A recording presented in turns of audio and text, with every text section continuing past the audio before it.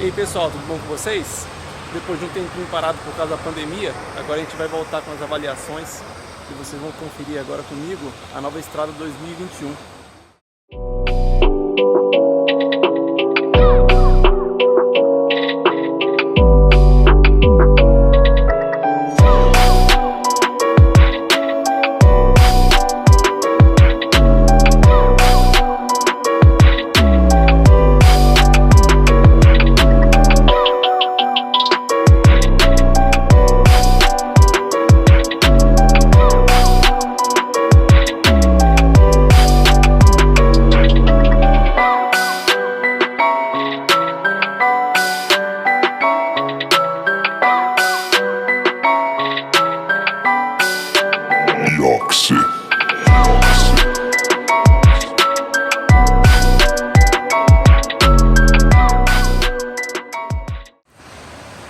Então, vamos começar dando uma olhadinha para o lado de fora.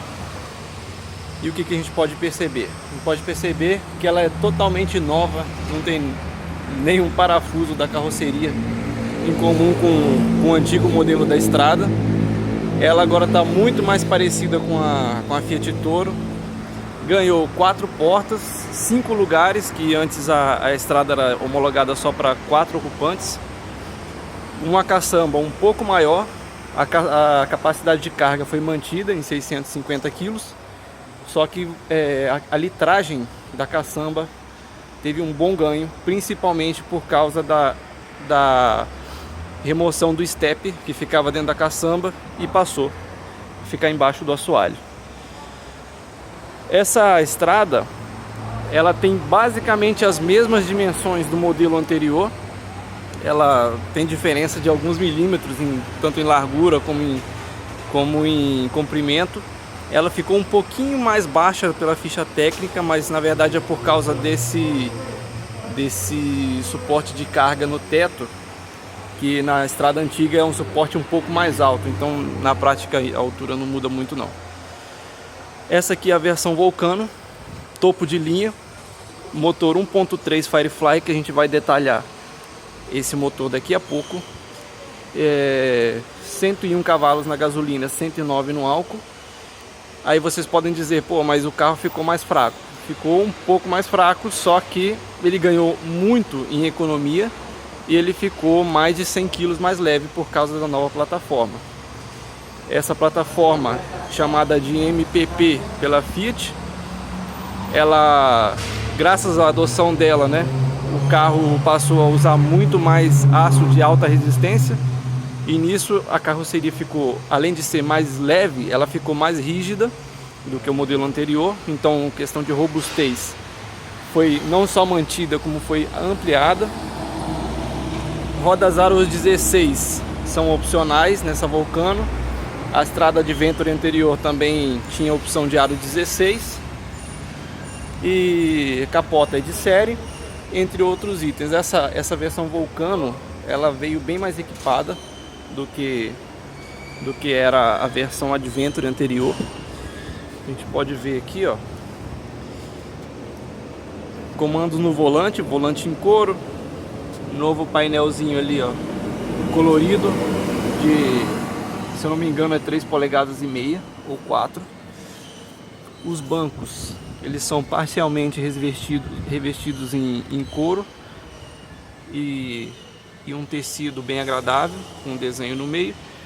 Toda a Fiat Strada cabine dupla, ela vai vir com 4 airbags de série, todas as versões, até as mais simples. Ganhou também o controle eletrônico de estabilidade, controle de tração, assistente de subida em rampa e, além disso, esse útil controle de tração avançado que substitui o antigo Locker. Isso aqui nada mais é do que um aprimoramento do controle de tração, que ele age, digamos assim, com maior força, digamos, né, na frenagem da roda que está patinando.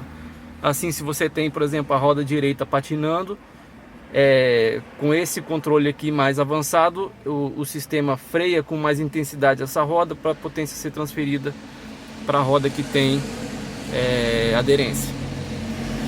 Temos a novíssima central multimídia da FCA, Essa aqui é a primeira, pelo menos que eu saiba, nos carros não de luxo no Brasil, que suporta Android Auto e Apple CarPlay sem fio.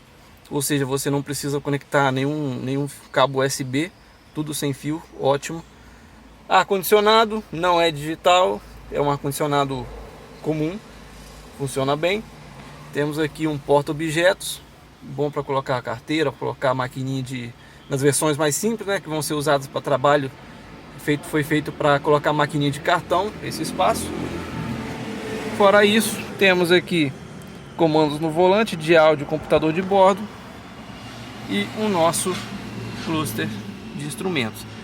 Ele é parecido com o do Mobi e o do Uno, só que não é igual. Ele tem alguns contornos cromados ali em cima, no aro do velocímetro, no aro do computador de bordo. Outro apliquezinho que tem, o decorativo aqui ao redor do câmbio, ao redor da saída de ar, e de resto o teto é todo preto e o interior do carro em si é todo escurecido. O acabamento em geral para o tipo de carro é muito bom, no sentido de não tem nenhum tipo de sofisticação, nenhum requinte, nenhum luxo, só que você vê que todos os parafusos eles estão escondidos, você não vê nenhum tipo de rebarba no acabamento, o tipo de textura usada é um tipo de textura bonita, então assim, não deixa a desejar para o tipo de carro, para o tipo de uso que ele se propõe ser feito. Volante em couro, como eu falei, com costuras furadinhas onde você bota a mão. De resto é muito parecido com o que é um Uno, um Mobi, só que num jeito mais sofisticado. Eles deram uma melhorada no sentido de percepção de qualidade, né? Lembra, não é a mesma peça, o painel não é o mesmo do Uno nem do Mobi. O que é compartilhado é esse painel. O volante, nem todo o volante, porque o Uno e Mobi não tem esse fundo achatado. Esses comandos aqui são compartilhados e pouca outra coisa, talvez aquela saída ali, ó. O resto é tudo novo do carro, inclusive os bancos. Falando agora do espaço traseiro, regulei o banco para minha altura, 1,78 m. Regulei confortável, não pensei em deixar mais espaço para quem vai atrás não. Tá numa regulagem que eu poderia fazer uma viagem bem longa com ela, confortável. E o espaço traseiro aqui é esse. Como vocês veem, assim eu estou encostado de forma confortável no banco traseiro. Aqui raspa um pouquinho a perna, no meio tem um espaçozinho a mais por causa do recuo do banco. Mas digamos, duas pessoas, dois adultos viajam com um certo conforto aqui atrás, porque você abre um pouco a perna assim e fica confortável. Não é um carro para você viajar com 3 adultos atrás, ficaria apertado, mas 3 crianças ou 2 adultos e uma criança no máximo vai muito bem. Tem encosto de cabeça, cinto de 3 pontos para todos aqui atrás. A altura da cabeça em relação ao teto fica boa, não é um carro apertado nesse sentido. Eu acredito que ele tenha mais espaço, ou pelo menos um espaço muito similar ao do Mobi aqui atrás, mas eu acredito que ele seja até mais espaçoso que o Mobi. O acabamento aqui na porta traseira é exatamente o mesmo que tem na porta dianteira, então você vê todos os parafusos cobertos, caixa de som, uma textura bonita, bem feita, sem rebarbas aqui, ó, na emenda entre as peças. E está dentro do esperado para o tipo de carro e da categoria. Outra coisa que vale a pena comentar é a posição e ergonomia na hora de dirigir. Melhorou muito, principalmente em relação à antiga estrada, o alinhamento entre o volante e o banco. A posição de dirigir, o volante ele está mais vertical, ele está menos inclinado nesse sentido aqui, que como era na antiga. Os pedais eles estão razoavelmente alinhados, não é dos melhores que você acha no mercado, mas em relação ao antigo melhorou. Assim como o banco em si, a ergonomia do banco, ele é tem abas bem grandes, digamos assim, um apoio de cabeça bom, a altura, então enfim, o conforto de rodagem do carro, como suspensão, como ergonomia, bancos, nível de ruído, nível de estabilidade, nível de aderência em curva e conforto em si também da suspensão melhorou bastante em relação ao modelo anterior. Agora vamos abrir a caçamba. A caçamba agora ela tem mais de 800 litros, cresceu bastante em relação ao modelo anterior, como eu falei, principalmente por causa da remoção do step que ficava aqui e foi para debaixo da caçamba, e agora ganhou essa tampinha aqui com a chave de rodas. Você desce o step por aqui. Eu acho que uma decisão bastante acertada, porque um step é uma coisa que você usa muito raramente hoje em dia, e você ocupar o espaço da caçamba para uma coisa que você quase não usa, eu acho meio um desperdício de espaço. Agora ele está aqui embaixo, dá até para ver por aqui. Ele é um step de uso temporário e para mim foi uma decisão acertada. Tem uma mola aqui na caçamba que permite ela ficar bem levinha para subir e descer. Como eu falei, 650 kg permanecem, mesma capacidade em peso de carga da antiga estrada. De resto, carro completamente novo e mais confortável principalmente pelo rodar, nova calibração, nova suspensão. A traseira continua por feixe de, não é um feixe de mola, né? É uma mola elíptica que chama. Feixe de mola é quando é mais de uma mola. Continua com o mesmo tipo de suspensão traseira da antiga estrada. Aqui a gente tem já só que mais um acabamentozinho aqui, né, dentro da caixa de roda, para dar um aspecto mais robusto. Você vê uma coisa fechada, parece uma coisa mais robusta. Temos um acabamentinho aqui embaixo da porta e de resto só novidades. Exclusividade aqui também, esses faróis que são em LED, tecnologia em LED para o farol alto e farol baixo, e temos a luz de condução diurna aqui acesa como um filete. Não é full LED porque temos a seta que ainda é por lâmpada incandescente. Farol de neblina embaixo, novo logo da Fiat igual na traseira. Enfim, o carro ficou muito bonito. Vamos falar um pouquinho do motor Firefly 1.3. O que eu vou falar aqui se estende também para o motor 1.0, tá? Então são características em comum. É um motor modular. O 1.3 ele é 4 cilindros, 1.0 3 cilindros, cada cilindro de 333 centímetros cúbicos. Então você só muda a quantidade de cilindros e você tem um motor com litragem diferente. Obviamente que muda o projeto do bloco, do cabeçote e outras peças como coletor e tudo mais. Só que muitas peças internas do motor podem ser compartilhadas entre os dois motores, então isso te facilita a produção e o corte de custos. A principal característica desse motor em relação aos demais da concorrência é que ele tem 8 válvulas ao invés de 16 válvulas. É um motor novo, de recente concepção e 8 válvulas. Qual foi a ideia por trás disso? A Fiat chegou à conclusão de que a maioria das pessoas usa o carro e usa o motor numa faixa entre 1.500 e 3.500 rotações por minuto, ou seja, um uso tanto na estrada como na cidade. Então ela otimizou esse motor para trabalhar nessa faixa de rotação, tanto com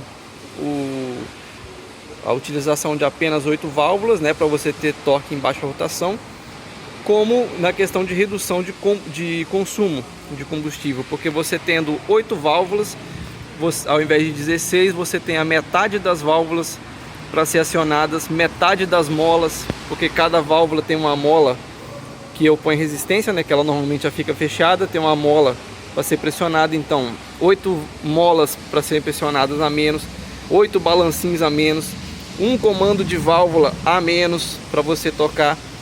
Então você tem uma série de atritos internos do motor que você não vai ter num motor 8 válvulas desse aqui. Obviamente que em versões, se você quer muito mais potência, se você quer, por exemplo, a versão turbinada desse motor 16 válvulas, Não tem jeito, esse aqui é um foco urbano e rodoviário, não é nenhum motor esportivo, digamos assim, ele é feito para ser econômico. Outra coisa, corrente de comando, não tem correia dentada, corrente feita para durar pelo menos 240 mil quilômetros, assim como todo motor. A maioria dos motores atualmente, em normas internacionais, eles são feitos para durar mais ou menos 240 mil quilômetros no mínimo. Então, isso não é só a Fiat, é um padrão quase que internacional. Então, a corrente de comando 240 mil quilômetros, tem um variador de fase. Esse aqui é o atuador do variador de fase. Para que serve o variador de fase? E em baixa carga, quando você está com o acelerador pouco apertado, em velocidade constante, o variador ele vai alterar o sincronismo da parte de cima do motor, do comando de válvulas, em relação ao eixo virabrequim. Alterando esse sincronismo, ele consegue alterar o tempo de fechamento e abertura das válvulas. O tempo, não o tempo, mas o momento em que esse fechamento e abertura acontece, ele consegue atrasar ou adiantar. Fazendo isso, ele consegue basicamente simular um ciclo Miller nesse motor em baixa carga, no qual parte dos gases de escapamento eles entram em recírculo e são queimados novamente, porque uma parte do combustível não é queimada totalmente e seria dispersada pelos gases de descarga, e nesse caso ela volta para ser queimada e ser reaproveitado 100% do combustível. Então ele é um método para economizar. Fora isso, a gente tem bobinas individuais aqui, 4 bobinas. As velas são de irídio, então duração aí de 80 a 100 mil quilômetros essas velas. Lógico que tem que seguir o plano de manutenção do fabricante, então deve ser feita inspeção com menos que isso. Fora isso, caixa de filtro de ar, manutenção aqui bastante simples, né? Tudo com ferramentas simples, chave de fenda para abrir o filtro de ar. Aqui você tem porca número 10 aqui para ter acesso, para tirar isso aqui, para ter acesso às velas. Na construção desse motor, uma coisa interessante é que ele foi feito praticamente todo para ser desmontado com a chave número 10. Todos os parafusos e porcas dele são chave 10, menos alguns que são 13, aqui onde tem o suporte. Outra questão de economia de combustível é esse coletor de admissão, coletor de escape integrado ao cabeçote. Vocês veem que é uma peça única com cabeçote. Aqui já vem o coletor mesmo do escapamento, e ali embaixo temos o catalisador. Para que serve um coletor de escapamento integrado ao cabeçote? Aqui dentro passa água. Todo o sistema de refrigeração do cabeçote passa dentro do coletor de escapamento. O que acontece é o seguinte: como passa água, refrigeração, você consegue abaixar a temperatura dos gases de escapamento e você consegue ter um gás de escapamento um pouco mais frio na hora de entrar no catalisador. E quando o carro está em muita carga, por exemplo, numa subida de serra, ou se você estiver demandando todo o desempenho do carro, os gases de escape, quando eles estão muito quentes, eles podem danificar o catalisador. E quando isso acontece, ou quando isso pode acontecer, a estratégia da central eletrônica qual é? Pegar e injetar excesso de combustível, para esse combustível passar cru e resfriar o catalisador, para abaixar a temperatura do catalisador.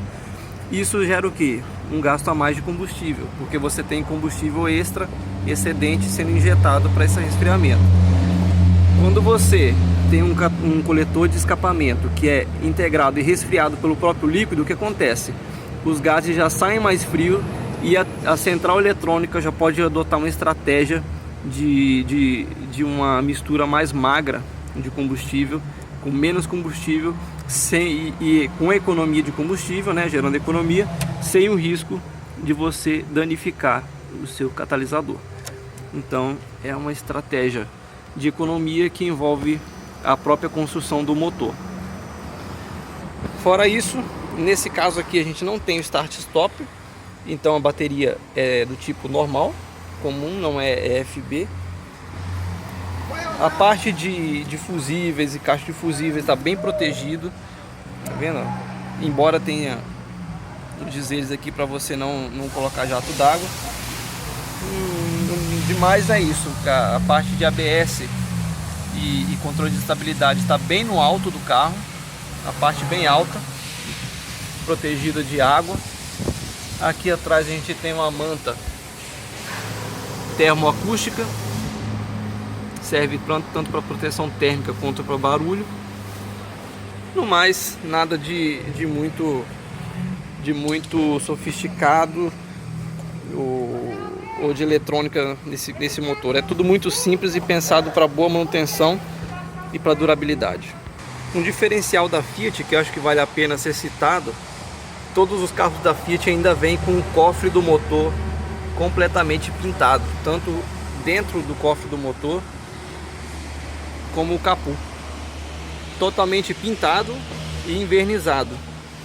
Porque outras marcas ultimamente, além de não pintar, tipo, não só não vem o verniz em cima da tinta, mas não vem nem a pintura. Então a gente teria um carro vermelho que, quando chega dentro da parte do cofre do motor, ele só tem a tinta do fundo base da usinagem, não, do fundo base protetor anticorrosivo, né? E fica aquele aspecto feio e descuidado. Aqui a gente ainda tem tudo pintado. Ponto para Fiat nesse sentido. Para você que vai procurar a vareta de inspeção de óleo, ela é dentro, integrada à tampa. E aqui dentro a gente tem uma espécie de peneira para não deixar cair sujeira ou aquele lacre do litro de óleo. Tem uma peneirinha também ali dentro. Bom, gente, a nossa avaliação vai terminando por aqui. Eu espero que vocês tenham gostado. Comentem ali embaixo se vocês tiverem alguma dúvida. Já deixa o joinha pra gente, que dá trabalho a gente fazer esses vídeos. É correria, é pandemia, é tudo. E nas próximas semanas vai vir mais vídeo pra gente, tá? Um abraço, fiquem com Deus. Tchau, tchau.